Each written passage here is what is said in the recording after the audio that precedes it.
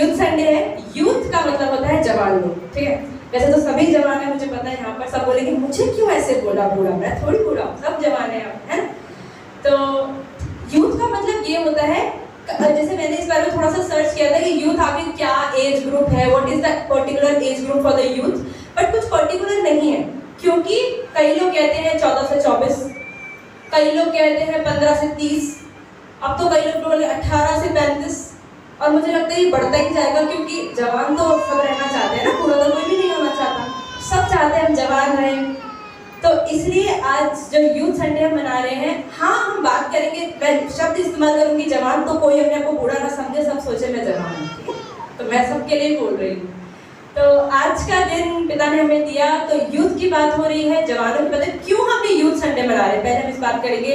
वैसे रोहित भैया ने इस बारे में थोड़ा सा आपको बता दिया, मुझे लगा वो प्रचार ही शुरू कर देंगे लेकिन मैं बताना चाहती हूँ कि यूथ संडे उन्होंने बिल्कुल सही बताया कि यूथ बहुत जरूरी है। यूथ मतलब जवान लोग हमारे, मतलब कि आजकल आप ये देखें कि वैसे कहते हैं 14 से 24, लेकिन जैसे मैं बच्चों को पढ़ाती हूँ, मैं वैसे एक टीचर हूँ, तो मैंने ये देखा है कि आजकल जवान बच्चे बहुत जल्दी हो रहे हैं, 14 साल में नहीं होते। मतलब अब ये एज ग्रुप 13, 12, 11, 10, 9 तक चला गया, जो मैं देख पाती हूँ कि 8-9 साल के बच्चे ऐसी बातें करते हैं जो पहले के टाइम में 15-16 साल के बच्चे करते थे। तो जो यूथ का जो एक क्राइटेरिया है ना, जो ग्रुप है, वो चेंज होता जा रहा है, जल्दी बच्चे जवान हो रहे हैं, जवान जो शब्द हम इस्तेमाल करते हैं। और ऐसे ही जब हम बात करते हैं कि 24 साल तक और उसके बाद उनकी शादियां हो जाती है, लोगों को अपने बच्चों की चिंताएं हो जाती है, नौकरी में, और उनका बाहर रूप से दोस्तों में, समाज में इतना इंटरेक्शन नहीं रहता, वो बस कहते हैं हमारे घर, हमारा परिवार, हमारे पति पत्नी, बच्चे, इनकी पढ़ाई, इनकी फीस, बस। लेकिन अभी ऐसा नहीं है, जो मैं देख पाती हूँ कि 24, एक तो पहली बात तो लोगों की शादियां लेट हो रही है, मेरी खुद 30 के बाद हुई, तो लोगों की शादियां लेट होती हैं। और क्या होता है कि शादी के बाद भी कई ऐसे चैलेंजेस होते हैं जो जवान लोग भी फेस कर रहे हैं। तो जो जवान है ना, मुझे लगता है कि 40 तक तो आराम से जवानी कह सकते हैं, और उसके बाद में कहूंगी कुछ चीजें अभी भी ऐसी हैं जो 45-50 साल के लोग भी कर रहे हैं, जो जवान लोग करते हैं। तो इसलिए हम जवानी को किसी डब्बे में नहीं डाल सकते, कह नहीं सकते कि ये इस एज का है ना, ये जवान नहीं है, बड़ा हो गया, नहीं, ऐसा नहीं है। जवान और adult means youth and adult means, जैसे दुनिया में कहते हैं 3 चीजें होती हैं, childhood, there is youth and there is adulthood, ठीक है। मीन्स जवान मतलब बच्चे, जवान और बड़े लोग, मतलब जो मैच्योर हो जाते हैं वो।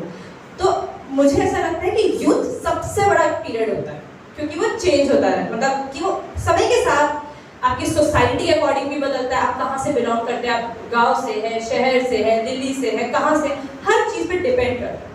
तो आज हम बात कर रहे हैं यूथ की, लेकिन सबके लिए बात की जाए।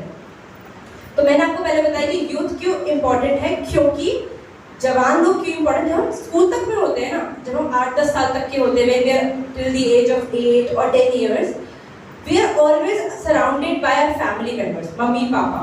We always think about कि ठीक है, मम्मी पापा ने स्कूल भेजा, टिफिन पैक कर दिया, हो गया। लेकिन जैसे जैसे टाइम बढ़ता है, हम 10 साल के होते हैं, तो फ्रेंड्स क्या दिखाई देते हैं, फ्रेंड्स, हमारे फ्रेंड्स ही सब कुछ होते हैं। सबसे ज्यादा होता है कि मम्मा मेरे फ्रेंड ने ये किया, उसके पास है, मुझे भी दिलाओ, उसके पास वो पेंसिल बॉक्स है, मुझे भी दिलाओ, उसकी गर्लफ्रेंड है, मेरी भी बनाओ। तो आजकल ऐसे ऐसे चलता जा रहा है।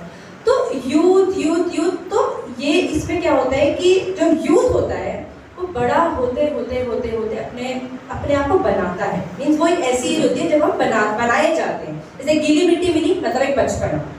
फिर उसके बाद आप ये देखते हो कि उसको एक शेप दी जाती है, जैसे कोई कुम्हार होता है, एक मटका बनाता है, वो एक शेप देता है, वो होता है जवानी।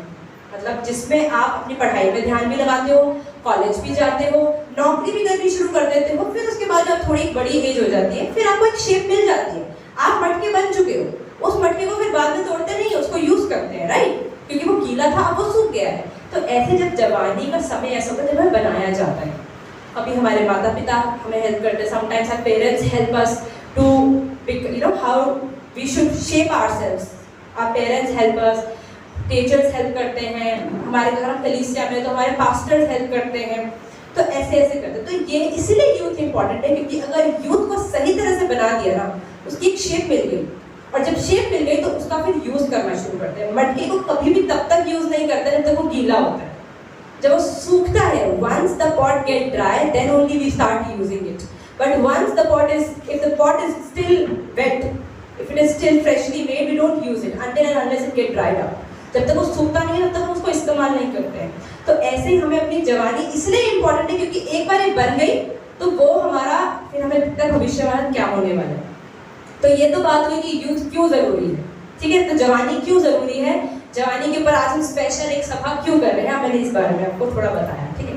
तो अब मैं इस बारे में बात करना चाहूँगी। यूथ जैसे मैंने आपको बताया कि हम पढ़ते हैं और हम स्कूल जाते हैं और फिर कॉलेज जाते हैं, फिर ऑफिस ज्वाइन करते हैं।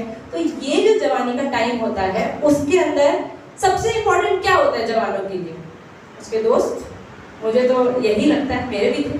मुझे पता है कि आज सबको सबसे जब 9-10 एज क्रॉस करती है, when you are the age of 9, 10, 11, 12, the most important thing, the most important person is not your family। आपका परिवार उससे इम्पोर्टेंट नहीं होता। मम्मी को क्या बोलता है कोई फर्क नहीं पड़ता, पापा क्या बोलता है कोई फर्क नहीं पड़ता। It's all about your friends. मेरे फ्रेंड ऐसा करते तो मैं भी ऐसे करूँगी, मेरे फ्रेंड ऐसा करेंगे तो मैं भी ऐसे करूँगी। It's not ever about the family. Mummy papa से हमें इतना फर्क नहीं पड़ता, भाई बहन से नहीं पड़ता, बट फैमिली से पड़ता है, सॉरी फ्रेंड से पड़ता है। तो फ्रेंड्स हमारी लाइफ में इंपॉर्टेंट होते हैं, ऐसा बाइबल भी बताती है। जैसे अगर आप देखते हैं कि ऐसा लिखा है पहले कुरिन्थियों की 15:33 के अंदर कि bad company corrupts good character, कि बुरी संगत अच्छे चरित्र को बिगाड़ देती है। और दोनों तरह से है कि अच्छी संगत बुरे व्यक्ति को भी अच्छा कर देती है, दोनों चीजें, एक ही चीज नहीं।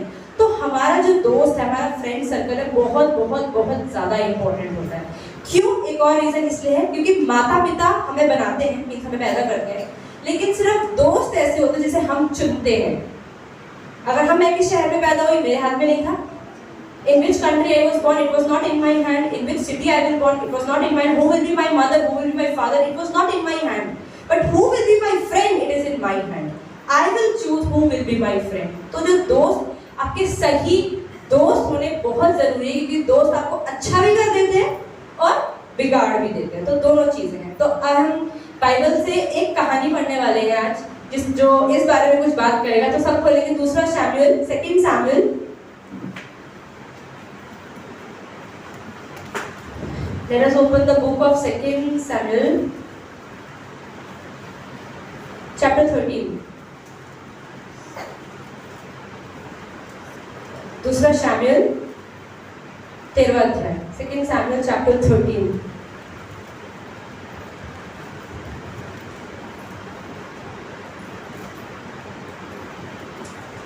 खोलिए सबने 2 Samuel chapter 13। Brother Alex, are you understanding? Yes.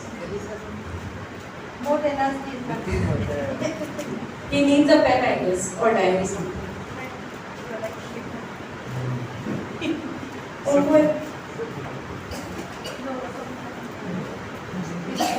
Okay. तो हम बात करते हैं आज दूसरे शमूएल की 13वीं कहानी, 13वें चैप्टर। ये कितने लोगों ने पढ़ा है? प्लीज हाथ खड़ा कर सकते हैं? कितने लोगों को इस स्टोरी के बारे में पता है? मुझे लगता है बहुत कम लोगों को पता होगा। थोड़ा ज्यादा, थोड़ा पूरा ही पता, थोड़ा ठीक है। तो तुमको थोड़ा पता है, उन्हें ज्यादा पता लग जाएगा। जिन्हें ज्यादा पता है उन्हें बहुत ज्यादा पता लग जाएगा, ठीक है। तो 13वां अध्याय पढ़ते हैं। अम्नोन का कुकर्म। अच्छा, पहली बात, अम्नोन कौन था जिसके बारे में पढ़ने जा रहे हैं? जिन लोगों को नहीं पता मैं थोड़ा सा बता देती हूँ कि बाइबल में भजन संहिता सबको पता है। भजन संहिता सबने ही पढ़ा होगा, कोई ना कोई चैप्टर 91, 23 सबने पढ़ रखा है, राइट? ये तो पढ़ ही रखा होगा, ठीक है। So everybody has read the book of Psalms. Who has written the book of Psalms? किसने लिखा है Psalm? दाऊद ने लिखा है। दाऊद एक राजा था, जिसके बारे में डेविड एक राजा था, he was a king। और जिसने लिखा है, अम्नोन उसके बेटे का नाम है। उसके कई सारे बेटे थे, एक नहीं था। सबको सुलेमान शायद पता होगा, लेकिन सुलेमान के अलावा अम्नोन भी उसका एक बेटा था। तो हम अम्नोन के जीवन के बारे में कुछ पढ़ने जा रहे हैं कि उसका बेटा दाऊद के बेटे की कहानी थोड़ी सी हम पढ़ने जा रहे हैं। तो हम पढ़ेंगे 13वें अध्याय से पहले से 17 वचन मैं पढ़ूंगी साथ, ठीक है। अम्नोन का कुकर्म, ये चैप्टर का हेडिंग है, ओके। तामार। अब तामार कौन थी? पहला word, Tamar was the daughter of David. क्योंकि दाऊद की बहुत सारी बीवियां थी, तो क्या होता है कि पहले उनकी बहुत सारी बीवियां थी, तो एक और बीवी की बेटी थी तमार। दूसरी वाइफ का बेटा था अम्नोन। मींस अम्नोन और तमार दोनों भाई बहन थे, लेकिन सौतेले, जैसे इंग्लिश में बोलते हैं हाफ सिस्टर हाफ ब्रदर, ठीक है। मतलब वो सगे भाई बहन नहीं थे, लेकिन वो भाई बहन थे, ठीक है। हम दो बंदों की कहानी पढ़ रहे हैं, अम्नोन की और तमार की। अब क्या होता है, पढ़ते हैं। ठीक है। तामार नामक एक सुंदरी जो दाऊद के पुत्र अबशालोम की बहन थी, उस पर दाऊद का पुत्र अम्नोन मोहित हो गया। मतलब एक भाई एक बहन की तरफ मोहित हो गया, जो बाइबल बताती बिल्कुल बिल्कुल गलत है। ठीक है, आगे बढ़ते हैं। अम्नोन अपनी बहन तामार के कारण ऐसा विकल हो गया कि बीमार पड़ गया। जैसे कहते हैं लोग प्यार में पागल हो जाते हैं, मतलब जो सच्चा प्रेम होता है वैसा नहीं होता। लोग कहते हैं ना प्यार में गिर गया, कई होते हैं ना कि I fell in love, nobody fell in love, suicide कर लिया लोग, एक सुसाइड भी होते हैं, बहुत चीजें होती हैं। लोग हाथ काट लेते हैं, पास्टर फ्राइडे को बता रही थी, बहुत लोग हाथ काट लेते हैं, नसें काट लेते हैं।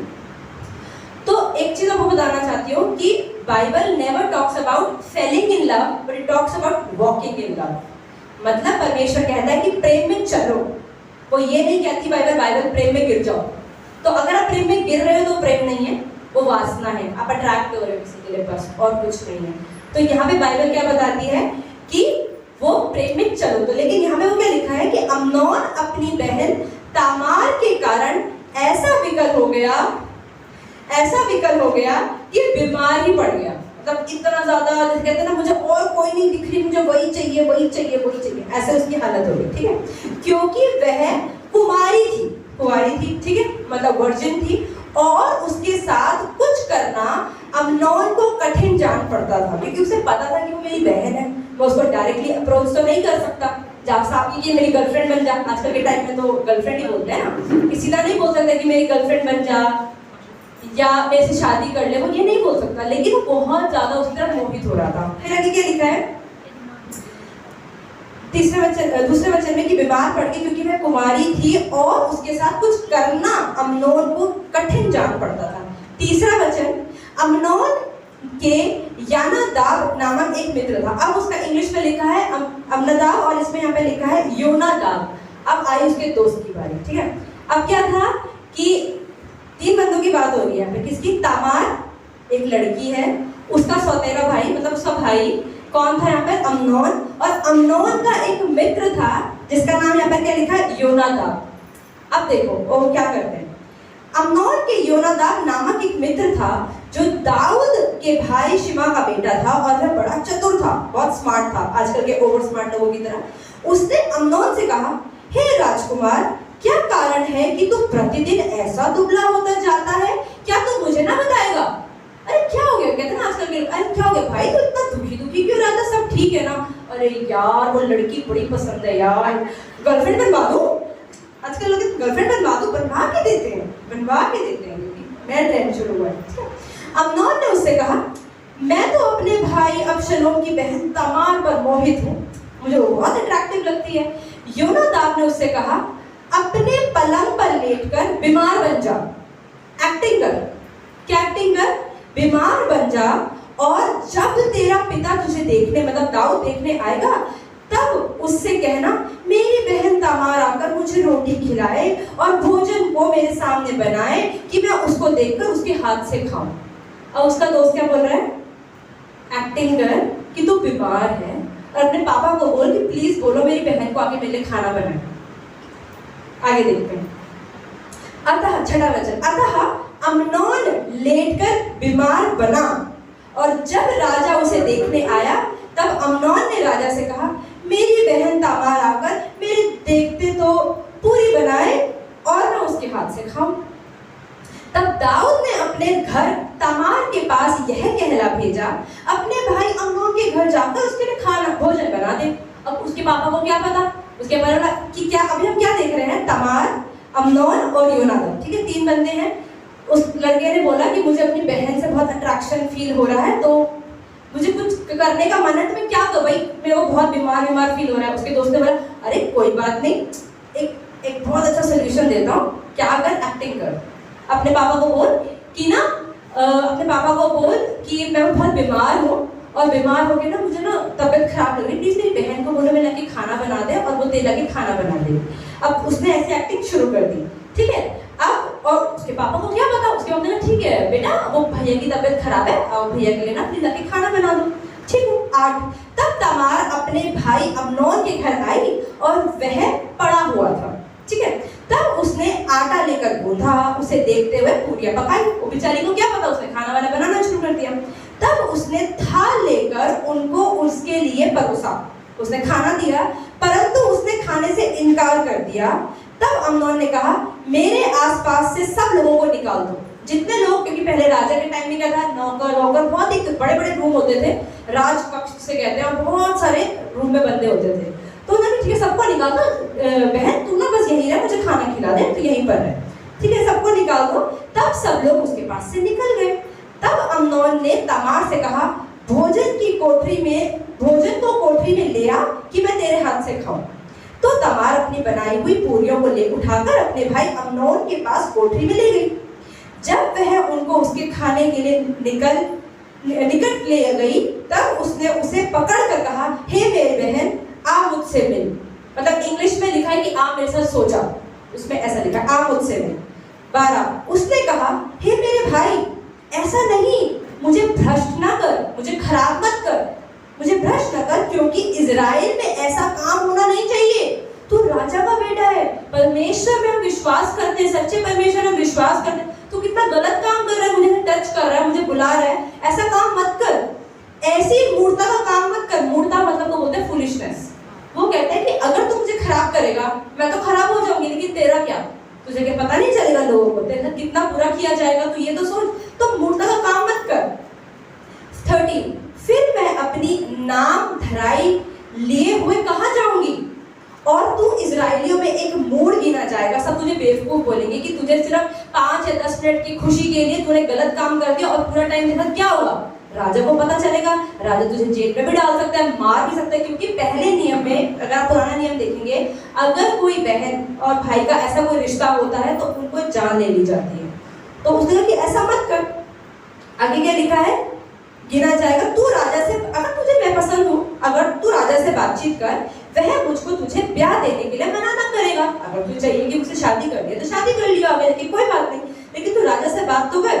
परंतु उसने उसकी ना सुनी, और उसने बलवान होने के कारण उसके साथ कुकर्म करके उसे भ्रष्ट किया, और उसने उसको गलत काम करके उसे भ्रष्ट कर दिया। मतलब उसके साथ बोला जाए तो शब्द का इस्तेमाल कर रही हो, रेप कर दिया, ठीक है। तब अम्नोन उससे अत्यंत बैर रखने लगा। जैसे ही उसने उससे कुकर्म किया, अब उसे उसकी शक्ल देखने का मन नहीं कर रहा है, कह रहा निकल यहाँ से। यहाँ तक कि यह बैर उसके पहले मोह से बढ़कर हुआ।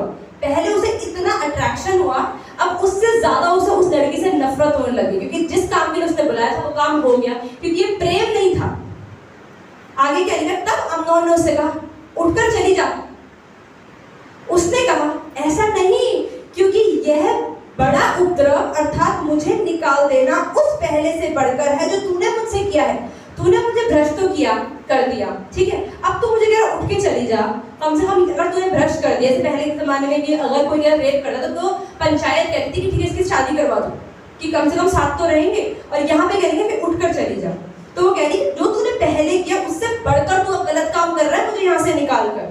तब उसने अपनी टहलुओं को, जवान को बुलाकर कहा, मतलब उसने सिक्योरिटी गार्ड्स को बुलाया, और क्या कहा, इस स्त्री को मेरे पास से बाहर निकाल दे और उसके पीछे किवाड़ में चिटकनी लगा दे। इसे बाहर निकालो और दरवाजा बंद कर दो मेरे रूम का। अब आप भी अपनी बाइबल बंद कर दें।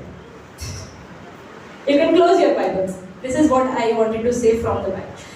तो हम यहाँ पर क्या देखा कि उसके दोस्त ने, कितने 3 बंदों की बात हुई, अम्नोन, उसकी बहन का नाम क्या था, तमार, और उसका दोस्त जो था अम्नोन का योनादाब, ठीक है। अब उसने अपने दोस्त से क्या बोला, जो आजकल होता है, मैं आपको इसलिए स्टोरी बात कर रही है, ये पुराने नियम में, लेकिन आजकल बहुत ज्यादा होता है, बहुत ज्यादा होता है, क्योंकि मैं बच्चों को पढ़ाती हूँ, मुझे पता है कि लोगों, ये जवानों की लाइफ में क्या क्या होता है। उसके दोस्त ने उसको क्या बोला कि अच्छा ठीक है, देखो उससे अट्रैक्शन फील हो रही ना, अगर वो इंसान परमेश्वर में होता तो वो क्या बोलता, नहीं भाई जो तू सोच रहा है वो गलत है, वो लड़की तेरी बहन है, तू सोच भी कैसे सकता है उसके लिए ऐसा, अगर तू करेगा सोच तेरी रेपुटेशन खत्म, सब कुछ खत्म। उसको समझाएगा, अरे मैं दिमाग का चल छोड़, आप चल वॉक करने चलते, चल जॉगिंग करने चलते। अगर कोई इंसान परमेश्वर का जन होता, वो उसका माइंड डाइवर्ट करता, उसे सही चीज बताता, या परमेश्वर मिलाता, अच्छा चल छोड़ मैं तेरे प्रार्थना करता हूँ। हम लोग क्या बोलते हैं, चलो प्रार्थना कर ले, तेरे दिमाग से गलत थॉट निकल जाए। उसके दोस्त ने क्या बोला कि कोई बात नहीं, मैं फिर टेक्निक बताता हूँ उसको पास में लाने की, तुझे गलत काम करना है, रुक, नहीं हो रहा मैं हेल्प करता हूँ। और आजकल के फ्रेंड्स यही करते हैं, नहीं हो रहा आना मैं कर। शराब, अरे तू शराब नहीं पीता, मैं पिलाता हूँ यार, फ्री में पिलाता हूँ, तुझे पैसे देने की जरूरत है, तू गरीब है ना, क्यों टेंशन ले रहा है, मैं तुझे फ्री में पिलाता हूँ। सिगरेट कॉफी नहीं पी तूने आजकल के सब लड़के, तू 21st सेंचुरी का लड़का है, आजकल कौन सिगरेट नहीं पीता, अरे पिया कर यार। नहीं नहीं नहीं, गलत बात है, मम्मी ने बोला गलत बात है, मैं मम्मी को पता चल रहा है, पी ले बाहर, पी ले, कुल्ला करिए, चिंगम खाइए, चला जाइए घर पे, ये होता है आजकल। और आजकल इसीलिए किसी को बिगाड़ने में सबसे बड़ा हाथ किसका होता है, दोस्तों का। देखो माता पिता तो कभी नहीं बोलेंगे ना शराब पियो बेटा, अरे नहीं भी आज तो पी लो, कभी बोला मम्मी ने, बोलती किसकी मम्मी, शराब के लिए, सिगरेट के लिए। हाँ ये बात है कि अगर हम ये देखते हैं 21st सेंचुरी में बहुत सारे माता पिता भी शराब पीते हैं, आदमी भी शराब पीते हैं, औरतें भी शराब पीती हैं। शायद लोगों को नहीं पता हो तो बता देती हूँ, औरतें भी शराब पीने लग गई हैं आजकल। तो और उसके बाद बच्चों के, अरे साथ में के पियो, बड़े हो गए तो 18 साल के हो गए हो, कब पियोगे शराब, बड़े होने का एक sign, this is a sign that you have become an adult, that you should start smoking, you should start drinking. शुरू करो, कब करोगे बेटा, इसी से तो पता लगता है। जैसे आजकल लोग कहते हैं तुम अमीर हो ना, कुत्ता पाल लो, लगना चाहिए आप अमीर हो। तो वही वाली बात है कि अगर आप शराब नहीं पीते तो बड़े नहीं हुए हो। आजकल स्कूल में ऐसा होता है, अरे गर्लफ्रेंड नहीं है, अरे आजकल के भाई में 4 है, तेरी एक भी नहीं, एक तो बना ले, एक तो बना ले, नहीं नहीं प्यार बनती नहीं है, लोग कहते हैं बनती नहीं बनती, रुक मैं एक है ब्रेकअप करता हूँ, तू उसके साथ बना ले, ऐसा नहीं होता। सच में ऐसी चीजें मतलब मैं सुनती हूँ ना, हैरान रह जाती हूँ। हाँ परमेश्वर में आने से पहले मुझे नॉर्मल लगता था, सच बताऊं, मतलब मैं तो हाँ ठीक है ऐसा ही होता है आजकल, लेकिन अब परमेश्वर में आके पता चलता है कि जिस कितनी और कितनी गंदी है।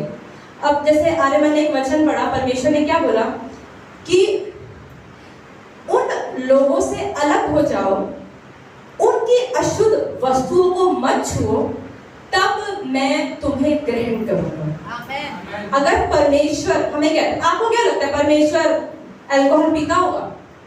मैं नहीं, ठीक है मैं मसीह की बात नहीं कर रही, अगर आप लोग ठीक है, मैं कहती किसी का दिमाग में अलग अलग तरह का परमेश्वर होगा, जिस भी परमेश्वर को आप मानते हैं वो शराब पीता है? किसी ग्रंथ में पढ़ा कभी शराब पीता है हमारा परमेश्वर, आप भी रविवार को सुबह 10 बजे पिया करो? नहीं पढ़ा ना, कहीं नहीं पढ़ा। तो आप जिस भी परमेश्वर ने, और परमेश्वर ने आपको बनाया, ये तो आपको ही पता है, जब आपकी लाइफ में प्रॉब्लम होती है तो परमेश्वर आपकी हेल्प करता है, जिस भी परमेश्वर की आप आराधना करते। जो दुनिया को बनाने वाला है उसने अल्कोहल नहीं बनाया, तो आप अल्कोहल कैसे पीते हैं? आपको क्या लगता है अल्कोहल पी के परमेश्वर आपको अपना लेगा? ये दुनिया, बहुत सारे लोग नहीं मानते, कुछ लोगों को समझाओ ना, एक जिंदगी तो मिली है, उसमें भी शराब ना पिए, उसमें भी ऐश ना करें, अच्छे से ना खाएं, मर जाए क्या? फिर तो मरना ही है एक दिन। हाँ एक और लाइन, एक दिन तो मरना ही है ना, शराब पी के मरो, सिगरेट पी के मरो, व्यभिचार करके मरो, गालियां दे के मरो, अरे भाई जहर पी के मर, मरता क्यों नहीं? आप ये देखो कि लोग को लगता है कि एक लाइफ है और हमें मरना ही नहीं, तो हम अच्छे से गलत काम भर के मरे। मैंने एक बार एक बहन से कहा, मैंने कहा ये सब चीजें गलत होती है, गर्लफ्रेंड बॉयफ्रेंड वगैरह बनाना ना, और शराब पीना गलत होती है। वो एक बहन थी शराब पी, मैंने नहीं करना चाहिए। दीदी एक काम करो, 2 साल रुक जाओ, 2 साल मुझे ऐश करने दो थोड़ी सी और, फिर मैं सुधर जाऊंगी। मैं कहा 2 साल में मर गई तो क्या करेगी? परमेश्वर को तो सामना करना पड़ेगा। आजकल लोगों को ये नहीं पता कि परमेश्वर है। अगर जैसे कल भी हम शायद बात कर रहे थे कि अगर मुझे पता है मेरी मम्मी साथ में खड़ी है तो मैं शराब उठा सकती हूँ, वैसे बाहर पी लूं, उनके सामने तो नहीं उठा पाऊंगी। वैसे आजकल तो ये भी छोड़ो, आजकल तो साथ में पी ले, पर मैं नहीं उठा पाऊंगी, ठीक है? क्यों? क्योंकि मुझे पता है कि मेरी मम्मी साथ में खड़ी है, ठीक है ना? वैसे कल सिस्टर नेहा ने क्या बताया कि अगर हम टीवी देखते हैं पहले के टाइम में, अब तो टीवी तो हम लोग बहुत कम देख लगे, मोबाइल में सब कुछ मिल गया, तो टीवी देखते थे और टीवी में कोई ऐड आ गया, कोई एडवर्टीजमेंट आ गया और उसमें लड़का लड़की क्लोज आ रहे हैं, तो हम ऐसे मम्मी वो मैं किचन में होके आती हूँ, मतलब हम लोग ऐसे अजीब सा महसूस करते थे। अभी बता रहे थे ना कि बहुत अजीब सा महसूस, कोई इस कमरे में गया, कोई इस कमरे में गया, ऐसे सीन में कोई उस कमरे में रहता नहीं था। और आजकल क्या हो रहा है, इतना इतना इतना ओपन होता जा रहा है। अगर सोचो, अगर आपकी मम्मी के सामने आप वो सीन नहीं देख सकते, परमेश्वर तो हर टाइम आपके साथ है। आप अकेले कमरे में तो भी आपके साथ है, आप फोन में व्यभिचार की वीडियोस देख रहे हो, जिसे कहते हैं इंग्लिश में पॉर्न वीडियोस, वो भी आप देख रहे हो, तो क्या परमेश्वर नहीं देखता?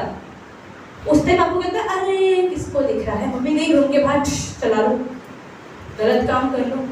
परमेश्वर एक साफ परमेश्वर है। जब से मैं परमेश्वर में आई, मैं आपको बताना ये चाहती हूँ कि लोगों को क्या लगता है कि मसीहत मीन्स क्रिश्चियनिटी एक रिलीजन है, एक धर्म है। धर्म है, इसने धर्म परिवर्तन कर लिया, आज से हमारी लड़की धर्म बदल गई। होता है, सबको होता होगा एक्सपीरियंस, मुझे नहीं पता, मेरे साथ तो बहुत हुआ, अभी भी होता है, मुझे पता है। पीछे पीछे बहुत सारे लोग होते हैं, अरे इसने धर्म परिवर्तन कर लिया, क्रिश्चियनिटी में शादी भी कर ली, और ऐसी चीजें लगती है। लेकिन आप ये बताओ, क्या जो परमेश्वर है, मैं किसी का नाम नहीं लेती, जो परमेश्वर जिसने सृष्टि का निर्माण किया, क्या उसने धर्म बनाया? धर्म, हम जब भी धर्मों के बारे में पढ़ते हैं, कोई 2000 साल पुराना है, कोई 4000 साल पुराना, कोई 10,000 साल पुराना, लेकिन ऐसा कोई नहीं कह सकते कि इसका शुरुआत ही नहीं है। शुरुआत हर एक चीज की है। इसका मतलब शुरुआत से पहले जब दुनिया बनी थी तो उस टाइम कोई धर्म नहीं था। तो धर्म इंसानों ने बनाया। जैसे हम बात करते हैं शूद्र, ब्राह्मण, क्षत्रिय, वैश्य, किसने बनाया? इंसानों ने बनाया। नहीं तो एक बात बताओ ना, यहाँ ब्राह्मण खड़ा है, यहाँ शूद्र खड़ा है, उसको टच करने से मैं गंदी हो जाऊंगी, इसको साफ करने से मैं साफ हो जाऊंगी, कैसे? कोई लॉजिक ही नहीं है। हम अपना दिमाग ही नहीं लगाते और हम सोचते नहीं नहीं नहीं नहीं ऐसा कुछ नहीं होता, उससे गंदे हो जाऊंगी, मैं गंदी हो जाऊंगी। तो परमेश्वर ने धर्म नहीं बनाया। पहले हमें कॉन्सेप्ट अपने दिमाग से निकालना चाहिए। इसलिए हम धर्म पे लोगों को डिवाइड नहीं कर सकते। हम नहीं कह सकते कि ये इस रिलीजन का बंदा है, ये इस रिलीजन का बंदा है। वो इंसान है। आप ये देखो कि आप उस इंसान के साथ क्या कर रहे हो। वो इंसान कैसा है? क्या वो अच्छा इंसान है, बुरा इंसान है, गालियां देता है, लड़कियों के साथ घूमता है, या फिर वो एक अच्छा इंसान, लोगों की मदद करता है, अच्छा बोलता है, साफ बोलता है? आप ये देखिए, ये चीज देखना चाहिए। जब मैं परमेश्वर में आई तो मैंने मुझमें, मैं ये नहीं कहूंगी कि मेरा नाम प्रीति गुप्ता है, प्रीति गुप्ता आउट हो गया है, लेकिन प्रीति गुप्ता ही है। आप ये देखो, नाम नहीं बदला। मैंने कोई गले में क्रूस लगा के, गले में या हाथ में क्रूस लगा के नहीं घूम रही हूँ, मैंने नहीं किया ये भी चीज। ऐसा भी नहीं कि मेरे खाने पीने का स्टाइल बदला। जैसी मैं थी बाहर से वैसी ही हूँ, लेकिन बदला क्या है? दिल बदल गया, जीवन जीने का तरीका बदल गया। पहले सब कुछ ओके लगता था, गाने सुनो घंटों घंटों में बहुत गाने सुनती थी, गाने इतना जल्दी जल्दी याद करके। मेरा भाई, हम कैसेट्स खरीदते थे, बहुत पैसा पॉकेट मनी इकट्ठी करके कैसेट, तूने गाना याद कर लिया? हाँ भैया मैंने भी कर लिया, मैं भी, आप भी कर लो। गाने सुनते थे घंटों घंटों घंटों घंटों। लेकिन आप ये देखें कि हम बाइबल में जब भी हम वचन पढ़ते तो बात करते हैं कि आप परमेश्वर के भजन गाओ। क्यों परमेश्वर के भजन? भाई दीदी आप तो कहते हैं लाइफ बोरिंग कर ले, हम क्या गाने ही ना सुने, हम क्या परमेश्वर के गाने सुनते रहे? आप ये देखो, आप जो भी कर रहे हो उसके पीछे फायदा क्या है? बाइबल में लिखा है कि हर एक चीज अच्छी है, लेकिन हर एक चीज हमारे फायदे की नहीं है। एक बार आर्यमन ने मुझसे पूछा कि दीदी मैं कार्टून देख लूं? कार्टून देखने में कुछ गलत तो नहीं है ना, कार्टून तो देख लो। मैं कहा हाँ आर्यमन देख लो, उसमें कुछ गलत नहीं, पर फायदा क्या है? कोई फायदा है? दीदी फायदा तो कुछ नहीं है। तो मैंने कहा फिर क्यों देखना है? ठीक है, अगर आप बच्चे हो तो कार्टून का बाइबल की वीडियो से भी देख सकते हो, अगर आपको कार्टून देखने का, लेकिन इससे फायदा क्या है? कुछ फायदा नहीं। तो बहुत सारी चीजें बाइबल में ही लिखा है कि everything is good but not everything is beneficial.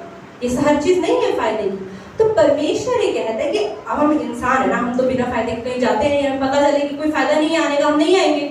हमें पता है परमेश्वर में आके हमारा जीवन बदलता है, परमेश्वर हमारी बीमारियों को, परेशानियों को निकालते हैं, हमें यहाँ की शांति मिलती है, तो हम आते हैं। अगर हम बच्चे यहाँ पे दरवाजा बंद है, खाली है, तो क्यों आएंगे यहाँ पे? आएंगे नहीं, आएगा कोई भी नहीं, आगे इसके पास इतना टाइम है, दिन के 4 घंटे निकालेगा। तो हम ये देखना चाहिए, परमेश्वर भी यही कहता है। परमेश्वर ने इंसानों को अपनी आनंद के लिए बनाया कि वो उनके लिए कुछ काम करे। तो परमेश्वर ने हर किसी को, मतलब आप में से हर किसी को एक मकसद के लिए बनाया, एक काम है हर किसी के पैदा होने। आपका भी, हर एक जवान व्यक्ति का, हर शादीशुदा इंसान का, परमेश्वर ने, कोई बंदा को 18 साल में आता है, कोई पैदा होते ही आ जाता है।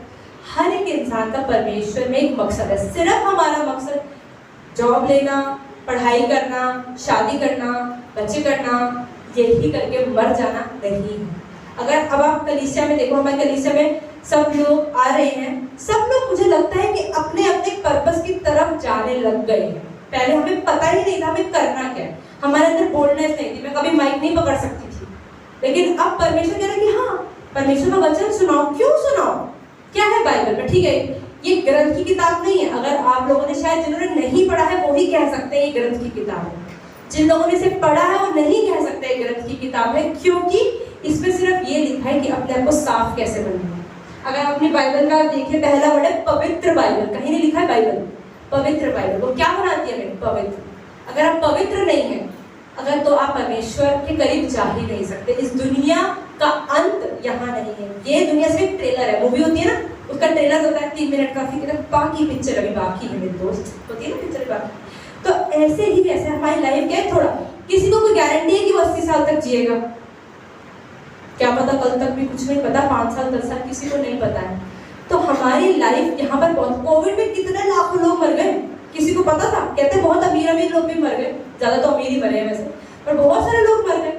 आप ये देखिए, किसी को अपनी लाइफ का मकसद नहीं पता और मरते गए मरते गए मरते गए मरते गए। लेकिन इस दुनिया में हमारा काम ये है कि हम लोगों के जीवन में आशीष बने, लोगों का जीवन हमारी वजह से बदले, ये एक मकसद है। चाहे वो अलग अलग गिफ्ट के थ्रू आप चेंज कर रहे हैं, कोई प्रचार के थ्रू कर रहा है, कोई सिर्फ किसी की मदद करके कर रहा है, कोई डोनेशन करके कर रहा है, कोई किसी से प्यार से बात करके कर रहा है, कोई अपने घर वालों के लिए खाना बना के कर रहा है, हर कोई अलग अलग तरीके से कर रहा है। लेकिन मकसद सिर्फ ये है कि दूसरों की लाइफ मेरी लाइफ की वजह से बेटर होनी चाहिए, so that others will benefit from my life. That should be the goal and that is the goal. परमेश्वर ने इसलिए हमें बनाया है।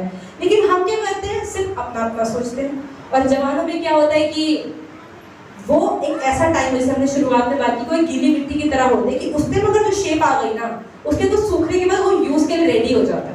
तो ऐसे इस टाइम अगर हम अपनी लाइफ में ऐसा कुछ करते हैं जो अगर हम अच्छे से पढ़ लेते हैं, अच्छी डिग्री ले लेते हैं, या अच्छा अपना जीवन अच्छा कर लेते हैं, तो परमेश्वर हमारा इस्तेमाल करता है और हम अच्छी जॉब पा पाते हैं, है ना। अगर कोई बंदा अच्छे से MBA ग्रेजुएशन में कुछ भी अच्छे से करेगा, उसकी जॉब लगने के ना हाई चांसेस होते हैं। क्यों होते हैं? क्योंकि वो अच्छे से उसमें मेहनत करता है, पढ़ाई करता है। लेकिन आजकल बहुत सारे, देखो मैं ये नहीं कह रही हूँ सिर्फ मसीह लोग, मतलब जो यीशु मसीह के पीछे चल रहे हैं सिर्फ उनकी बात नहीं कर रही हूँ, लेकिन जो मसीह के पीछे नहीं भी चल रहे उनकी लाइफ में आप लोगों को काम करना है। जो लोग मसीह को जानते हैं, आपके मसीह के जानने का फायदा क्या है? मेरे को तो मेरी है, मैं अपने तक रखूंगी, इसका क्या फायदा? परमेश्वर कहता है तुम्हें सेंटमेंट मिला है, सेंटमेंट ही दो, means give freely as you have received freely. परमेश्वर तुम्हें फ्री में मिला, मैंने कोई 500 रुपए नहीं खर्चे क्रिश्चियन बनने के। लोगों को लगता है पैसे मिले होंगे इससे, हर महीने पैसा आता है। कहाँ आता है भाई, हमें तो परमेश्वर में आने का पैसा नहीं मिलता है परमेश्वर। लेकिन लोगों की यही धारणा है, लोग ऐसा सोचते हैं, क्योंकि शायद मुझे लगता है कई जगहों पे ऐसे गलत होता भी है और गलत करते हैं लोग, और इसकी वजह से इसलिए कहते हैं ना, आज जब मैं बोलती हूँ कि लव मैरिज नहीं होना चाहिए या आपको शराब नहीं पीना चाहिए, दीदी सबसे ज्यादा क्रिश्चियन शराब पीते हैं। हम चर्चेस में देखते हैं फॉरेन कंट्रीज में शराब पीते हैं, गर्लफ्रेंड बॉयफ्रेंड बनाते हैं, छोटे छोटे कपड़े पहनते हैं। आप तो मना करते हो भाई। हर बंदा जो क्रिश्चियन है वो क्रिश्चियन नहीं है। हर इंसान, अगर आप ये देखें कि बहुत सारे लोग हैं जो पाकिस्तान में पैदा हो रहे हैं, लेकिन अगर वो गलत काम कर रहे हैं और इंडिया वालों की हेल्प कर रहे हैं, तो उन्हें क्या बोलेंगे? बिट्रेयर बोलेंगे, मतलब कि वो देशद्रोही है। तो अगर बहुत सारे लोग जो मसीह बनते हैं और वो मसीह के पीछे नहीं चलते हैं, तो उन्हें मसीह कैसे बोले? हम तो बोल भी देंगे, हमें तो शक्ल पे किसी का नहीं पता, जो सामने दिखेगा जय मसीह की दीदी, जय मसीह की भैया, ठीक हो ठीक हो, शक्ल पे किसी का नहीं पता। लेकिन आप इस कलीसिया के बाहर क्या हो, परमेश्वर उसको देखता है। कलीसिया में अभी मैं भी खड़ी हूँ, मैं भी माइक पकड़ के खड़ी हूँ, परमेश्वर बड़ा अच्छा प्रवचन कर रही है, बाहर जाके बताऊंगा। तो हम लोग कलीसिया में किसी के सामने हम सभी अच्छे हैं, कौन बुरा है बताइए? कौन किसी को पहली बार मिलता तो कहता है गाली देता है? नहीं देता ना। सब प्यार से मिलता है कलीसिया में, कोई हम एक दूसरे को गाली देता है?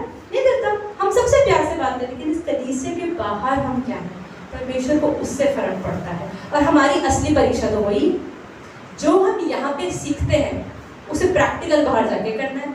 लेकिन हम क्या सोचते हैं, नहीं नहीं नहीं, इस यहीं पर है, यहाँ पे अच्छे बनो, बाहर निकलो, बॉलीवुड गाने लगाओ, हाँ हाँ हाँ, ये होता है। तो परमेश्वर ने हमें बनाया है साफ, जैसे वचन पढ़ा कि अशुद्ध वस्तुओं से दूर हो जाओ तब मैं तुम्हें अपनाऊंगा। लेकिन हम क्या सोचते हैं, मैं पौलुस क्या बोलता है कि I have been crucified with Christ, so it is no longer me who lives in me, but it is Christ who lives in me। कि मैं, ये गलातियों में लिखा है कि मैं मसीह के साथ क्रूस पे चढ़ाया गया हूँ, इसलिए अब मैं मुझ में नहीं पर मसीह मुझ में जीवित है। मतलब कि परमेश्वर मेरे अंदर जिंदा है, तो इसलिए अब मैं नहीं हूँ। मतलब मेरी डिजायर्स तो जीरो, फिर भी हम सेल्फी ले लेते हैं, मैं तो उसके बाद वचन लगाएंगे, फिर डीपी पे लगाएंगे, फिर व्हाट्सएप का स्टेटस पे लगाएंगे, फिर फेसबुक पे लगाएंगे, फिर व्यूज चेक करेंगे, लाइक्स चेक करेंगे, कमेंट चेक करेंगे। हम अपने ऊपर इतना कॉन्सेंट्रेटेड है, अगर हम अपने ऊपर इतना सोचेंगे तो हम बाकी चीजों पे कैसे ध्यान लगाएंगे। जैसे हमारा एग्जाम होता है तो हम एग्जाम से 4 दिन पहले सिर्फ क्या सोचते हैं कि नहीं मैथ्स का एग्जाम है, साइंस नहीं पढ़ना, मैथ्स ही पढ़ना है, मैथ्स रट्टा मारो सारे फॉर्मूलाज याद करो, ऐसे ही होता है ना। तो अगर हम परमेश्वर में हैं, मतलब अगर हम सच अच्छा बनना चाहते हैं, अच्छा बनने का फायदा किसको है? हमें ही है। परमेश्वर ठीक है, बाइबल ये बताती है, मतलब परमेश्वर का वचन ये कहता है कि इस जीवन के बाद स्वर्ग है, और अगर आप इस जीवन में पवित्रताई का जीवन जियोगे तो स्वर्ग में तुम मुझे देखोगे, नहीं तो तुम मुझे नहीं देखोगे। मत्ती 5:8 आपने पढ़ा कि जो मन के शुद्ध है वो परमेश्वर को देखेंगे। तो मतलब इसका उल्टा भी बना लीजिए कि जिनके मन शुद्ध नहीं है वो परमेश्वर को नहीं देखेंगे। अगर आप लड़के लड़कियों में इतना इन्वॉल्व है, आप गर्लफ्रेंड बना रहे हैं, बॉयफ्रेंड बना रहे हैं, और सिर्फ गर्लफ्रेंड बॉयफ्रेंड तो हम कहते हैं, लेकिन वो शादी से पहले सब कुछ कर लेते हैं, जो शादी के बाद परमेश्वर है, तो उसमें पवित्रताई कैसे? पवित्रताई है ही नहीं, गंदगी है। और उस गंदे काम को जब अपनी मम्मी के सामने नहीं बात कर सकते तो अपने परमेश्वर के सामने कैसे करोगे? और आप बताओ, अगर शादी से पहले अगर उन्होंने वो गलत काम कर लिया तो उस शादी में आशीष आएगा कि नहीं आएगा? आ ही नहीं सकता। गंदगी से करी हुई कोई चीज परमेश्वर उसमें रह नहीं सकता। परमेश्वर नहीं रह सकता मतलब परमेश्वर के आशीष उसमें नहीं रह सकते। हम लोग क्या सोचते, नहीं कर लो, अब तो रिलेशनशिप हो गया, गलत काम कर लो, क्या फर्क पड़ रहा है, शादी तो होने वाली है, कर लो। उसके अलावा भी 4-5 से किया हुआ होता है, पर उसके साथ भी कर लो, और फिर शादी कर ली, और शादी के बाद परमेश्वर उस शादी पे मतलब उस विवाह पर आशीष नहीं देता, क्योंकि आपने उसकी शुरुआत बुनियाद ही गंदी रखी। तो आशीष सिर्फ तब है जब पवित्रताई से हर एक चीज होती है। परमेश्वर पवित्र परमेश्वर है। हम जिस परमेश्वर की आराधना करते हैं, क्यों हम कहते हैं, हाँ मैं नहीं कहती कि मैं बहुत साफ, मैंने कोई आज तक गलत काम नहीं किया, मैंने जिंदगी में बहुत गलत काम किए, लेकिन परमेश्वर कहते हैं कि जो मसीह में है, मतलब यीशु मसीह को जानता है, जो एक बार पश्चाताप करता है, घुटनों पे आता है, रोता और बोलता है, परमेश्वर मैं जानती हूँ मैंने अपने जीवन में ये पाप किए हैं, पर मुझे ये भी पता है कि इन पापों के साथ मैं आपके सामने खड़ी नहीं रह सकती क्योंकि मैं गंदी हूँ। लेकिन उस गंदे पनी को साफ करने के लिए आप साफ कैसे हो? पाप तो मैंने कर दिए, वो छुप तो नहीं सकते, हट नहीं सकते, क्या करें? तो उन्होंने, परमेश्वर ने क्या बोला कि ठीक है तूने पाप कर लिए ना, पर क्योंकि मैंने तुझे बनाया है तो मैं चाहता हूँ कि तू मेरे साथ रहे। पर हमारे मम्मी पापा अगर हम कितनी गलती करते हैं, हम किसी को मर्डर भी कराएंगे ना, मम्मी बोलेंगी कोई बात नहीं, मैं देख लूंगी, बेटा तू साइड हो जा, मैं देख लूंगी। अगर हम कुछ भी गलती करते हैं, हमारे पेरेंट्स कहते हैं कोई बात नहीं, क्योंकि ये मेरा बेटा है, उसका साथ तो देना ही पड़ेगा। तो जब परमेश्वर ने हमें बनाया तो वो भी चाहते हैं हम साफ रहें, लेकिन हम तो गंदे। बाइबल बताती है यिर्मयाह की किताब के अंदर कि इंसानों, आई थिंक 17:5 में है कि इंसान के हृदय से जो कुछ निकलता है वो गंदा ही है। और आप भी करके देखना, मैंने भी करके देखा, जब भी खाली बैठोगे देखना आपके मन में कोई अच्छी बात नहीं आएगी, या तो किसी के लिए बुरा आएगा, या आपको लगेगा फोन यूज कर लूं, कुछ वीडियो देख लूं। परमेश्वर लाने से पहले तो ऐसा ही था। उसके बाद फिर अब तक गंदा, अरे इस बंदे ने गलत कर दिया, उसने कर दिया, उसको मैं ये बताऊंगा। हम नेगेटिव चुगलियां करते हैं, फोन खाली बैठे चलो फोन ही मिला लेते किसी को, अरे बता तेरे साथ क्या हो रहा है, अरे उसका सुना क्या हो गया, अरे उसका सुना क्या हो गया, यही चलता है। अगर आपके जीवन में कोई मकसद नहीं है तो आप फालतू टाइम खराब करते ही रहोगे।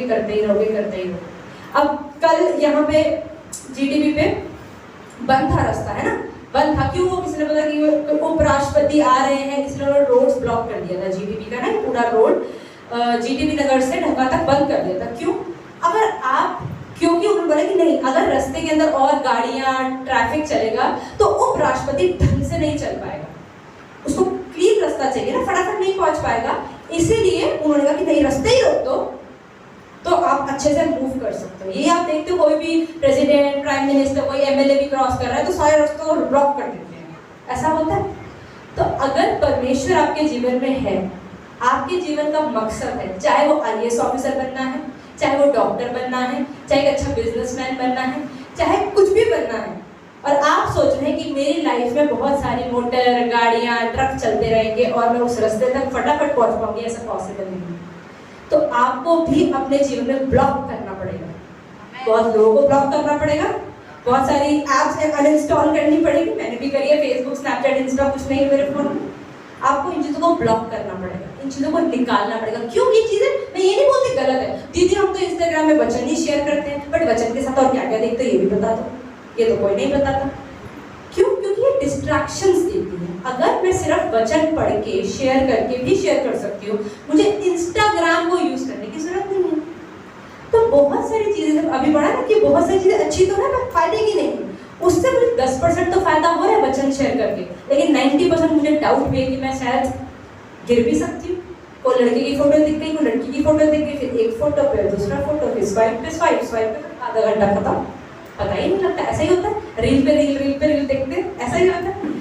तो परमेश्वर ये चाहता है कि हम अपनी लाइफ में डिस्ट्रैक्शंस कम करें, चाहे कुछ भी बनना चाहते हैं। अगर हम बात करें तो हम कहते हैं कि नहीं परमेश्वर पवित्र बनो, हम पवित्र बनना चाहते हैं, कोई बिजनेसमैन भी बनना चाहते हैं, सब लोग अलग अलग चीजें बनना चाहते हैं, लेकिन परमेश्वर में पवित्र रहने के लिए आपको डिस्ट्रैक्शंस काटनी ही पड़ेंगी, रिलेशनशिप्स तोड़ने ही पड़ेंगे।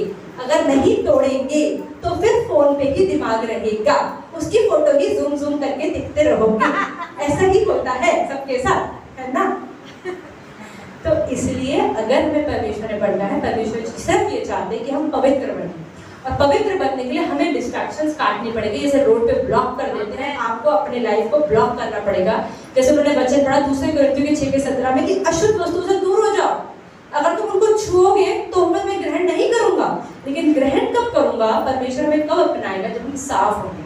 और आप ये देखिए कि जब से मैं भी मसीह में आई हूँ, और आप, मुझे लगता है बहुत सारे लोग जो मसीह को जानते हैं, आपने भी अनुभव किया होगा कि जब से आप परमेश्वर में, आपका जीवन में शांति आई है।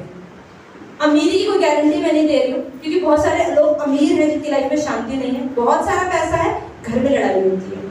आप सभी हमेशा बताती हैं कितने लोग ऐसे हैं, बहुत बाहर से इतना मस्त एकदम रेमंड का सूट पहन के एकदम खूब अमीर नजर आते हैं, घर में बीवी को मारते हैं, शराब पीते हैं, गाली देते हैं, गलत बिजनेस में कितना लोचा करते हैं कितने लोग। अगर आप परमेश्वर को पवित्र बनो, साफ बनो, अगर आप साफ काम करोगे, परमेश्वर आपके काम को भी आशीष देगा। लेकिन अगर आप गलत करोगे और आप सोच रहे हो कि परमेश्वर काम को आशीष दूंगा, ये पॉसिबल नहीं है। तो परमेश्वर सिर्फ ये चाहते हैं कि हम साफ करें। अगर हम साफ बनेंगे, जो मैंने भी एक्सपीरियंस करा है कि अगर हम अपने को साफ बनाने की कोशिश, मैं ये नहीं कह रही कि हम 100% सब अच्छे बन चुके हैं, परफेक्ट बन चुके हैं, नहीं। बाइबल बताती है only God is perfect, nobody else is perfect. But Christianity क्या है? Christianity is just the road to perfection. मतलब आप सिद्ध बनने की रास्ते में चल रहे हो, कोशिश कर रहे हो सिर्फ परमेश्वर में बढ़ने की। परमेश्वर सिर्फ ये चाहते हैं। लेकिन अगर आप ये सोच रहे हो कि नहीं कोई बात नहीं, चलता है, आजकल तो सबका होता है, मेरे को क्या प्रॉब्लम है, मैं भी कर, तो उस चीज पे आशीष नहीं आएगी, परमेश्वर की ओर से नहीं। एक चीज मैं और बात करती हूँ कि इसका सोल्यूशन क्या है, कि आप अपने आप को इसमें बताएं कि ब्लॉक करें, मतलब अपने को अलग करें, मतलब अपने साफ करें। अगर आपके दोस्त ऐसे हैं जो गलत चीजें करते हैं, गलत हैबिट्स में, शराब पीते हैं, तो एक ना एक दिन आपकी तरह पवित्र आप शराब जरूर पीना शुरू करेंगे। आप गाली नहीं देते, मेरे साथ भी होता था पहले कि मेरे ग्रुप में एक लड़की थी, वो सरदारनी थी। सरदार लोग जनरली काफी गाली देते हैं, ऐसा मैंने देखा है। तो मैं नहीं देती थी, लेकिन वो देती थी। अरे बड़े सब लोग बड़े खुश होकर उससे बात करते, ये तो बड़ी अच्छी देती है यार, सब लोग तो इतना इंटरेस्ट, मैं भी सीखूं, मैं भी सीखूं। मेरे अंदर वो डिजायर है ना, 2-3 तो मुझे भी आनी चाहिए यार, मतलब एक एटीट्यूड लगेगा, वाह क्या बोला है मैंने।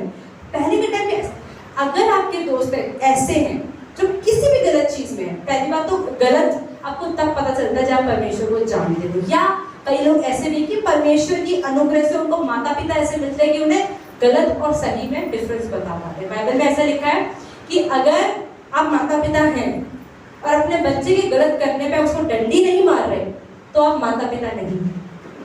माता पिता का काम सिर्फ बच्चों को प्यार करना नहीं, जैसे बाइबल का वचन कहता है ना कि परमेश्वर प्रेम भी करता है लेकिन डंडा भी मारता है। परमेश्वर प्रेम भी करता है पर गुस्सा भी करता है। परमेश्वर अनंत जीवन भी देता है लेकिन गलत करने पे नरक भी भेजता है। ये हमें याद रखना चाहिए। सिर्फ बपतिस्मा लेने से, सिर्फ क्रिश्चियन अपने आप को बोल देने से, सिर्फ आ जाने से हम क्रिश्चियन नहीं हो जाते। और उसके बाद भी कई लोग कहते दीदी अगर मैंने बैप्टिज्म ले लिया और मैंने फिर कुछ गलत कर दिया तो हेवन जाऊंगा? क्या लगता है आपको? अगर आपने कुछ बैप्टिज्म ले लिया, आप चर्च आ रहे हैं, बाइबल पढ़ रहे हैं, फास्टिंग भी कर रहे हैं और उसके बाद आपने कुछ गलत कर दिया, आप स्वर्ग जाओगे? बिल्कुल नहीं जाओगे। मैथ्यू 7 में लिखा है कि on the day of judgment many will say Lord Lord I prophesied in your name, I did miracles in your name. Lord क्या बोलेंगे? And Lord replied I never knew you. परमेश्वर लिखा मत्ती 7 के अंदर कि जब अंत के दिनों, मैं तो उनकी बात कर रही हूँ जो परमेश्वर की सेवा कर रहे हैं, मैं नॉर्मल पब्लिक की तो बात ही नहीं कर रही। कई लोग ऐसे हैं जो अपने दिन की काफी ज्यादा समय परमेश्वर को देते हैं, चाहे जैसे पास्टर हैं प्रचार में दे रहे हैं, या लोगों की मदद कर रहे हैं, रोड्स पे बहुत समाज सेवा कर रहे हैं, या आराधना कर रहे हैं किसी भी तरीके से, या चमत्कार भी, जैसे आप हमारी कलीसिया में कितने चमत्कार होते हैं, कितने लोग भविष्यवाणियां करते हैं, बहुत सारे लोग करते हैं। अगर वो लोग भी, जो लोग मतलब जो भविष्यवाणी कर रहा है, चमत्कार कर रहा है, बाइबल तो पढ़ता ही होगा, चर्च तो जाता ही होगा, परमेश्वर उसको भी कह रहे हैं कि बहुत अंत के दिन में, न्याय के दिन में, जब वो लोग खड़े होंगे और परमेश्वर बोला कि दरवाजा बंद कर दो, इन लोगों की एंट्री नहीं है, तो लोग बोलेंगे परमेश्वर परमेश्वर हमने आपके नाम से भविष्यवाणियां करी, चमत्कार किए, अच्छे अच्छे काम किए, लाखों रुपए डोनेशन दे दिया, हमेशा ये प्रसाद चढ़ा कर क्या क्या किया। परमेश्वर बोलेगा अच्छा कौन हो तुम, मैं तुम्हें नहीं जानता। तो सिर्फ ये ना सोचे कि अगर आप मसीह बन गए, या आपने बैप्टिज्म ले लिया, या आपने परमेश्वर को जान लिया, बाइबल भी पढ़ते हैं तो आप स्वर्ग जाएंगे। जब तक आपका चाल चलन मसीह के जैसा नहीं होगा, आप नहीं जाएंगे, बिल्कुल नहीं जाएंगे। क्यों हम हमेशा बोलते हैं कि मसीह में विश्वास करो? लोग कहेंगे अरे ये तो क्रिश्चियन बनाना चाहती है, धर्म बदलवाना चाहती है हमारा। पहली बात तो मैंने आपको ये बताया कि धर्म हमने नहीं बनाया है, तो धर्म परमेश्वर की ओर से नहीं है। अगर आपको कोई लोग कहते हैं कि धर्म बदल गया, बदल दिया, बदलना चाहते हो, पहली बात तो ये परमेश्वर की ओर से नहीं है, मतलब ये इंसान का नहीं है, ठीक है? मतलब इंसान ही चाहते हैं कि आप धर्म धर्म धर्म, परमेश्वर की तरफ से नहीं है, ठीक है? दूसरी चीज, हम क्यों मसीह मतलब यीशु मसीह के बारे में हम क्यों बात करते हैं? क्योंकि जब मैंने पाप किया, आपने पाप किया, कोई यहाँ पर एक भी इंसान है जो कह सकता है कि मैंने आज तक कोई पाप नहीं किया? कोई है? हम सब ने पाप किया। बाइबल बताती है कि कोई भी धर्मी नहीं है, हम सब ही पापी हैं। रोमियो के 6:23 में लिखा हुआ है कि हम सभी परमेश्वर की महिमा से गिर जाते हैं, because we all are sinners, we all have done something wrong. हमने एक एक पाप तो सबने किया है। झूठ बोला होगा, चुगली करी होगी, बड़े बड़े पाप नहीं भी किए, अगर व्यभिचार चलो नहीं भी किया होगा, शराब नहीं भी पी होगी, सिगरेट नहीं पी होगी, छोटे छोटे पाप मन में तो करते ही है ना। किसी को देख अच्छा परमेश्वर ज्यादा ही पढ़ रही है, दीदी कैसे हो आप, ठीक हो, अंदर अंदर कुछ, मुंह पे कुछ, तो हम किसी के लिए गलत गलत सोचते हैं, ये भी पाप है। बाइबल में लिखा है एक वचन, मत्ती 5 में लिखा है कि, या 6 में लिखा है, उसमें ये लिखा हुआ है कि अगर उसमें परमेश्वर ये कहते हैं यीशु मसीह कि तुमने सुना होगा कि किसी औरत का व्यभिचार करना पाप है, लेकिन मैं आज तुमसे ये कहता हूँ कि किसी लड़की को देख के मन में सोचना भी पाप है। मतलब कि परमेश्वर ने किसी को फिजिकली रेप करना और किसी के मन में सोचना, किसी की फोटो को देख के उसके मन में थॉट्स डालना भी रेप के बराबर है। तो आप ये सोचिए कि कितने लोगों का रेप तो हम कर चुके, हम कितना गलत तो कर चुके जिसके हमें अंदाजा ही नहीं है। परमेश्वर कहता है हमें साफ बनने के लिए, पवित्र बनने के लिए, लेकिन हम कितने गंदे हैं। हाँ फिजिकली नहीं करते, मन में कितना गलत काम करते हैं, हम कितना गलत दूसरों के सोच में जलन करते हैं, घमंड करते हैं अपने अपने बारे में। तो बहुत, मैं ये नहीं कह रही कि मैं पवित्र हूँ, मैं 100%, मेरे अंदर बहुत सारी कमियां, परमेश्वर मुझे अभी भी दिखा रहा है कि भाई तेरे में भी ये गलतियां हैं। आप सबकी अपनी मिस्टेक्स आपको बताऊंगी, आप सबको पता है कि आप किस चीजों में कमजोर हो, किस चीजों में स्ट्रांग हो, आपको पता है, मुझे मेरा पता है, आपको अपना अपना पता होगा। लेकिन जब मैं इतनी गंदी थी और परमेश्वर ने ये बोला कि तू तो गंदी है लेकिन तू मेरी बेटी है, मैं चाहता हूँ तू स्वर्ग में है, लेकिन परमेश्वर मैंने तो पाप कर दिया, अब मैं क्या करूँ? अच्छा अब क्या करना है? परमेश्वर कहते ठीक है, मेरे पास एक आइडिया है। क्या आइडिया है? मैं ना शरीर के रूप में धरती पे आता हूँ और तेरे पापों के लिए मैं मर जाता हूँ, तू मत मर, मैं मर जाता हूँ, और उसके बाद तेरे पाप 0 हो जाएंगे प्रीति, और उसके बाद तू हेवन आ जाएगी। ये कौन सा फ्री गिफ्ट मिलने वाला है भाई? सच में ऐसा भी कुछ होता है टेक्निक? मैंने कुछ भी कर लिया, सब खत्म कर दोगे आप? हाँ सब खत्म हो जाएगा, पर आगे मत करियो, गो एंड सिन नो मोर, आगे जाके पाप मत करियो, लेकिन अभी तक का तो खत्म ना। हाँ सब हिसाब में चुकता दूंगा, तो चिंता मत कर। और क्योंकि कैसे? क्योंकि तू मर मत, तेरी जगह मैं मर जाऊंगा, तो मैं देह के रूप में। परमेश्वर ने, जैसे बाइबल बताती कि परमेश्वर ने दुनिया से ऐसा प्रेम किया कि अपने इकलौते बेटे को, मतलब यीशु मसीह को धरती पे भेजा, ताकि जो भी उसमें विश्वास करे वह नाश ना हो परंतु अनंत जीवन पाए। जॉन 3:16 कि परमेश्वर ने क्या कहा कि तू नाश ना हो, मैं मर जाऊंगा लेकिन तू अनंत जीवन पाए, मतलब तू मरने के बाद भी जिंदा रहे। यहाँ पे बहुत सारे लोग ये सोचते हैं कि हम मर जाएंगे तो खत्म हो जाएगा सब कुछ, लेकिन ऐसा नहीं है। पर हाँ, आपके बुढ़ापे में आपके साथ तो शायद नहीं होगी तो मैं नहीं बता पाऊंगी कि देख लो मरने के बाद भी ऐसा ऐसा होता है, लेकिन एक्सपीरियंस तो सब करेंगे। आप मसीह को जाने ना जाने, मसीह आपको जानता है।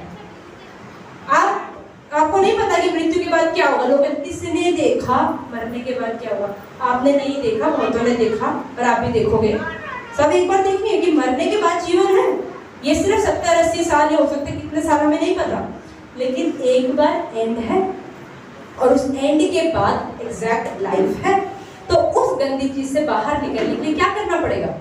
उस गंदी चीज से बाहर निकलने के लिए आप जब तक आप यीशु मसीह में विश्वास नहीं करेंगे, जब तक आप ये नहीं मानेंगे कि मेरे पापों के लिए कोई और मर गया, तब तक आप उस पाप से बाहर नहीं आ पाएंगे। और जब आप ये पश्चाताप करें कि हाँ मैंने पाप किया, अब मेरे पापों से मुझे छुटकारा मिल गया है, तो मुझे सबसे तो क्या है जो अनंत जीवन मिल सकता है। और आप इसमें एक्सपीरियंस भी करते हैं, ये नहीं कि सिर्फ मैं बोल रही हूँ इसलिए आप मान लो, लेकिन आप ये देखो एक्सपीरियंस भी है। जब से आप सबने मसीह को माना है, आप सबने मुझे विश्वास अपने जीवन में बदलाव देखा होगा। अगर आपकी जीवन पहले की लाइफ से बेटर नहीं हुई है तो इसका मतलब कोई तो है जो आपकी लाइफ में कुछ अच्छा भेज रहा है। अब आप देखो हम सबकी शक्ल ही बदल गई है। मुझे तो ऐसा लगता है मसीह में आने के बाद बहुत लोगों की शक्लें भी बदल गई है। लोगों के जीवन जीने का स्टाइल, कपड़े पहनने का स्टाइल, उनका जो भी काम था, पढ़ाई लिखाई थी, बहुत चीजें चेंज हो गई। कैसे चेंज हो गई है? इसका मतलब कोई अच्छा भेज रहा है ना। और अच्छा क्यों भेज रहा है? क्योंकि आपने एक गलत तो किया, तो गलत किया तो अच्छा कैसे मिल रहा है? क्योंकि किसी ने मेरे गलतों की कॉस्ट पे कर दी। Somebody has already paid the penalty। तूने गलत की, तेरी पेनल्टी मैंने पे कर दी। तो अब परमेश्वर हमें अच्छा भेज रहे हैं। तो इसीलिए मसीह में आके एक बड़ी चीज क्या है, हमें सबसे बड़ी चीज मिलती है होप, मतलब उम्मीद। मेरे कितने ही गलत पाप हैं, कितने ही हद से हद, चाहे मैंने इसका मर्डर भी किया हो, हद से हद भी अगर मेरे पाप हैं, परमेश्वर यीशु मसीह कहते हैं मैं तुम्हें एक सेकेंड चांस देता हूँ। मुझे लगता है कि यीशु मसीह का इक्वल्स टू करके एक नया नाम रख सकते हैं, सेकेंड चांस। हर किसी के लिए यीशु मसीह एक दूसरा मौका हर किसी को देते हैं, लेकिन वो ये भी चाहते हैं कि हम दोबारा पाप न करें। तो इसीलिए आज जो दिन है, मैं यही चाहती हूँ कि हम सब, अगर हम हैं, चाहे हम माता पिता हैं, चाहे बच्चे हैं, चाहे हम भाई बहन हैं, हम जितना परमेश्वर में क्लोज जाएंगे ना, जितना हम यीशु मसीह को जानेंगे, कोई धर्म नहीं है। सिर्फ आप ये देखिए कि जो भी से पढ़ने लगता है ना, आप लोगों की लाइफ में ट्रांसफॉर्मेशन देखना शुरू कर देंगे। तो अगर ट्रांसफॉर्मेशन हो रहा है तो इसका मतलब कुछ गलत नहीं है, अच्छा ही हो रहा है। इसे पढ़ के वो शराब पीना शुरू नहीं करता है, इसे पढ़ के छोड़ते बहुत है, इसे पढ़ के सिगरेट छोड़ते बहुत है, रिलेशनशिप टूटती बहुत है, बनती नहीं है। तो इसका मतलब आप ये देखिए कि परमेश्वर हमें आशीष देता है। तो इसलिए मैं हर यहाँ पे बच्चों को भी, माता पिता को भी बोलना चाहती हूँ कि अपने घर में जितना हो सके वचन बांटें और वचन शेयर करें। आप देखते हैं यूहन्ना में क्या लिखा कि आदि में वचन था, वचन परमेश्वर के साथ था, वचन ही परमेश्वर था। In the beginning there was the word was with God and the word was God। मतलब वचन ही सब कुछ है। परमेश्वर का वचन कहता है यूहन्ना के 15:7 में कि if you are in me and my words are in you, whatever you wish it will be given। मतलब कि अगर तुम मुझ में हो और मेरा वचन तुम्हारे अंदर है, तुम जो चाहोगे वो तुम्हें मिलेगा। और हम देखते भी हैं, मुझे लगता है हम सब लोग अनुभव करते हैं कि अगर हम परमेश्वर में हैं, परमेश्वर से मांगते हैं, परमेश्वर देता है। हम देखते हैं अपनी लाइफ में चेंजेस, देखते हैं कि नहीं देखते? सबकी लाइफ में चेंज है। तो इसलिए परमेश्वर ये करता है, हमें एक सेकेंड चांस देता है। इसलिए अगर आप अपने जीवन में चेंज देखना चाहते हैं, अपने बच्चों में चेंज देखना चाहते हैं, तो कोई धर्म उनका मत बदलो, लेकिन उनके जीवन जीने का तरीका बदलो। और जब तक वो पवित्रताई में नहीं आएंगे, पवित्र परमेश्वर को नहीं जानेंगे, वो पवित्रताई में नहीं आ पाएंगे। इसलिए बाइबल बताती है कि संगति करो, फेलोशिप करो। क्यों? जब आप पवित्र लोगों के साथ बनते हो, पवित्र बनते हो। बुरे दोस्तों के साथ शराब पीने वालों घूमोगे तो शराबी ही बनोगे, सिगरेट पीने वालों घूमोगे सिगरेट पियोगे ही पियोगे। जिनकी रिलेशनशिप 4 है, आपकी 4 नहीं तो एक तो होगी ही होगी थोड़े टाइम बाद। आप ये नहीं कह सकते कि आप पवित्र रह पाओगे। कहते हैं ना कि हिंदी में कहावत है ना कि काजल की कोठरी में कोई जाता है तो बिना काजल लगाए बाहर नहीं आता। तो अगर आप ऐसे लोगों के साथ हो जो गलत काम करते हैं, आप एक ना एक दिन वैसे ही बनोगे, चाहे अभी चाहे 1 साल बाद बनोगे ही बनोगे। तो इसलिए बाइबल बताती है कि ऐसे लोगों से क्या करो, अलग कर लो। अगर आपको लगता है कि आपकी लाइफ में ऐसे लोग हैं, और अगर आप माता पिता भी हो और आपको पता है कि बच्चों की लाइफ में कुछ गलत है, तो मुझे लगता है कि बाइबल ऐसा कहती है कि आप उनको मारने का भी हक रखते हो। ये बाइबल में लिखा है कि अगर आपके बच्चे कुछ गलत करते हैं तो आप उन्हें बताओ, उन्हें मारना है तो मारो, लेकिन उन्हें गलत करने से रोको। परमेश्वर भी करता है, परमेश्वर भी गलत चीजों को रोकता है। तो आपको परमेश्वर ने एक अधिकार दिया है। आपकी ठीक है, शरीर के रूप में तो बच्चा आपके द्वारा ही आया, तो अगर आप अपने बच्चों को गलत करने से नहीं रोकते तो आप किस बात के माता पिता? आप नहीं हो। बाइबल बताती है, मैं नहीं कह रही, बाइबल कह रही है कि आप माता पिता नहीं हो अगर बच्चों को गलत करने से नहीं रोकते हो। ये आपका काम है। तो इसलिए जितना हो सकता है, अगर आप चाहते हो आपकी लाइफ में कोई भी इशू हो, चाहे आपके घर में कोई शराब पीता हो, कोई सिगरेट पीता हो, रिलेशनशिप में हो, एक्स्ट्रा मैरिटल अफेयर हो, कुछ भी हो, उसका एक ही राज। पहली बात तो आप प्रार्थना करें, परमेश्वर जिंदा है। और ये मैंने अनुभव किया है, और मुझे लगता है आप में से कई लोग कर चुके होंगे और नहीं किया था, करने वाले हो। परमेश्वर जिंदा है, यीशु मसीह जिंदा है, वो आपकी प्रार्थना को सुनता है। हम अगर प्रार्थना करते हैं तो कोई ऐसी चीज नहीं है कि हमें नहीं पता वो है कि नहीं, हम बस कर रहे हैं, नहीं, परमेश्वर है। और अगर आप परमेश्वर में दृढ़ है, परमेश्वर आप अपने आप को आपको दिखाएगा भी, आपसे बात करेगा भी और आपके जीवन को बदलेगा भी। तो अगर आप परमेश्वर में हैं, परमेश्वर से प्रार्थना करें, उसके लिए किसी भी चीज के लिए, कोई भी इशू, परमेश्वर अगर उस परेशानी का हल नहीं दे रहा है, वो चाहता है कि आप उसको बेयर करना सीखें, लेकिन हल जरूर है। हल परमेश्वर कभी ये नहीं कहता है कि परेशानी नहीं आएगी, क्रिश्चियन लोगों को कैंसर नहीं होता है, क्रिश्चियन लोग गरीब नहीं होते, ऐसा नहीं है। क्रिश्चियन लोगों भी प्रॉब्लम्स होती हैं, लेकिन परमेश्वर ये कहता है कि घोर अंधकार की तराइयों में जब तू चलेगा, मैं तेरे साथ रहूंगा। परमेश्वर कहता है even if you walk in the valley of the shadow of death I will be there. English में लिखा है शैडो ऑफ डेथ, मतलब मृत्यु की परछाई में, मृत्यु में नहीं। परमेश्वर कहता है मृत्यु की परछाई, मतलब परछाई तो अरे कोई आ रहा है, पर मृत्यु नहीं है। तो परमेश्वर कहता है प्रॉब्लम तो आएंगी, लेकिन उसका इफेक्ट कुछ नहीं होगा। रोमियो के 8:28 में कहती है कि जो भी चीजें होती हैं कि everything work together for the good of those who love God and are called according to his purpose. मतलब कि जो लोग परमेश्वर से प्रेम करते हैं और उसकी योजना के द्वारा बुलाए गए हैं, उनके जीवन में हर एक चीज भलाई को भी उत्पन्न करती है। तो अगर हमारे जीवन में कोई परेशानी भी आई है, तो आप ये विश्वास करेंगे परमेश्वर की ओर से, लेकिन जब आप परमेश्वर में विश्वास करते हैं, अगर आप अरे मेरा तो एक सिगरेट पीने वाला दोस्त बन गया, परमेश्वर की इच्छा है, ऐसा नहीं है। अगर वो इंसान गलत है, आप उसको बदलो मत, वो आपको बदल देगा। आप सोच रहे उसको मसीह में लाओगे, वो आपको शराबी बना देगा। तो इससे बेटर है उससे अलग रहो, प्रार्थना करो उसके लिए। जब तक आप दृढ़ नहीं हो, आप उसे कैसे बचा पाओगे? नहीं बचा पाओगे। इसलिए अगर आप चाहते हो अपनी लाइफ में चेंज, तो प्रार्थना करो। उसके अलावा है वचन, वचन पढ़ो, और जितना हो सके वचन पढ़ने पे फोकस करो। वचन पढ़ने से कोई भी अपना धर्म नहीं बदलता है, ये आपको समझने की जरूरत है। वचन पढ़ने से आप सिर्फ पवित्र बनते हो, आपकी लाइफ में गलत चीजें खत्म हो जाती हैं, शराब पीना, सिगरेट, जो भी चीजें वो सब खत्म हो जाती हैं। तो इसीलिए मैं चाहती हूँ कि वचन पढ़ो, याद करो, अपनी फैमिली को भी बोलो, बच्चों को बोलो वचन पढ़ो। इसमें कोई अगर रिलीजन चेंज नहीं होगा, लेकिन आपके बच्चों की लाइफ जरूर अच्छी होगी। इसमें कोशिश करो कि वचन बहुत बहुत जरूरी है। मैंने अपनी लाइफ में डिफरेंस देखा है और बहुतों की लाइफ में डिफरेंस देखा है, और आप भी जब करोगे तो जरूर अपनी लाइफ में डिफरेंस देखोगे। तो मैं बस यही चाहती हूँ कि जितने जवान लोग हैं, सभी जवान हैं, जितने भी लोग हैं, मैं ये चाहती हूँ कि आप सब परमेश्वर में विश्वास करें कि परमेश्वर जिंदा है, प्रार्थना को सुनता है। लेकिन और आपको परमेश्वर से प्रार्थना करने से, बाइबल पढ़ने से आपका धर्म नहीं बदलेगा, लेकिन आपका जीवन जीने का तरीका बदलेगा। आपके जीवन में आशीष आएंगे, शांति आएगी। आप देखोगे कि परमेश्वर आपके रास्तों को खोलेगा। आप जहाँ जाओगे आपको रास्ते बहुत ईजी लगेंगे, और प्रॉब्लम में भी आपके जीवन में शांति महसूस होगी। ये सिर्फ तभी होगा जब आप सच्चा परमेश्वर, जो जिसने धरती, सृष्टि, आसमान, स्वर्ग का निर्माण किया है, वो जब आपके साथ खड़ा होगा, ये सब तभी होगा। तो इसलिए परमेश्वर को धन्यवाद।